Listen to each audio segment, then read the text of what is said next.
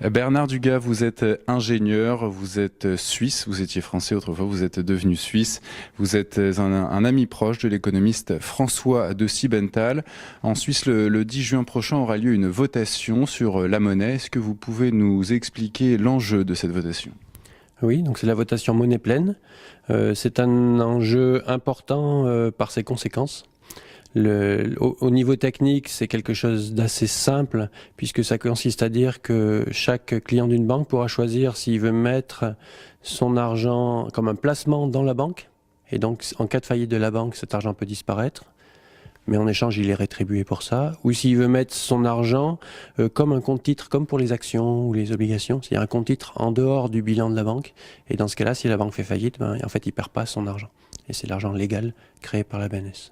D'accord. Et François de Siebenthal, quelle est l'opinion de cet économiste que vous représentez aujourd'hui? Est-ce que vous pouvez nous expliquer un petit peu ce qu'il pense sur le sujet? Disons que je l'ai représenté pour dire qu'il, pour l'excuser à cette réunion, il ne pouvait pas venir. Lui, c'est un signataire de l'initiative lors du dépôt de l'initiative il y a maintenant des signatures, il y a maintenant plus de 2 ans. Donc c'est un fort soutien de l'initiative et il pense que c'est quelque chose effectivement de très important pour la Suisse et aussi pour le reste du monde. C'est pourquoi ? Parce que, en gros, ça va arrêter le monopole des banques sur la monnaie. Aujourd'hui, la seule monnaie qu'on peut utiliser en tant qu'habitant d'un pays, c'est la monnaie des banques, en fait.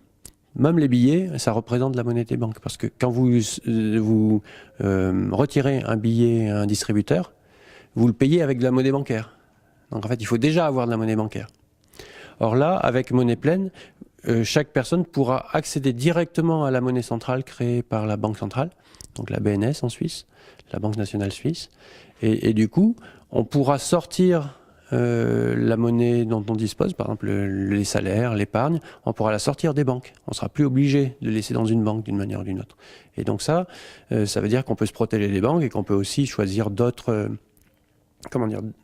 En fait, ça finit le monopole des banques sur la création monétaire. Ça met de la concurrence à l'intérieur des banques par rapport à d'autres solutions pour conserver la monnaie légale. Est-ce que vous pensez que ce concept de monnaie pleine puisse être exporté dans d'autres pays que la Suisse ? Oui, tout à fait, puisque en fait,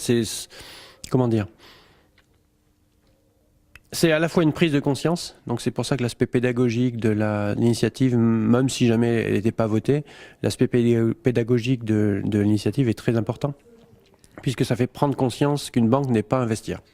Déjà, tout le monde pense qu'une banque c'est comme un vestiaire, on amène son billet, le banquier le dépose sur un cintre avec une pince à linge, et puis voilà, votre billet il reste là, et vous pourrez le retrouver dans 10 ans, dans 20 ans. En fait, ça ne marche pas du tout comme ça, et ce qu'on fait quand on va à la banque, on croit qu'on dépose un billet, mais en fait, on amène le billet, on le vend contre dans la monnaie créée par la banque. Comme si on allait au casino, on dépose le billet au guichet du casino, et le casino vous donne des jetons en plastique. Mais la banque, elle ne donne même pas les jetons en plastique, elle vous donne juste un nombre inscrit sur un compte, mais c'est une monnaie qu'elle a créée. C'est plus la monnaie légale telle que le billet représente. Donc c'est en fait un changement qui paraît un détail comme ça, les gens disent mais qu'est-ce que ça change? Parce que dans la vie de tous les jours, c'est vrai que ça ne change pas grand-chose, mais en fait ça donne le pouvoir aux banques. Merci Bernard Dugas, vous étiez notre dernier invité pour cette conférence. Demain, quelle monnaie pour quel monde? On était à l'Assemblée nationale. Merci monsieur. Merci beaucoup.